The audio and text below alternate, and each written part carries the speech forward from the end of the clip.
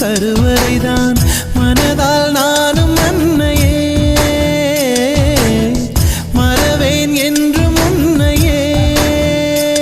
நான் பாலை வனத்தில் விதை போல் நீ பருவம் தந்த மழை போல் என் காதல் செடியில் பூவும் பூத்ததே உன் விழி திறந்திருந்தால் விடியலி தேவையில்லை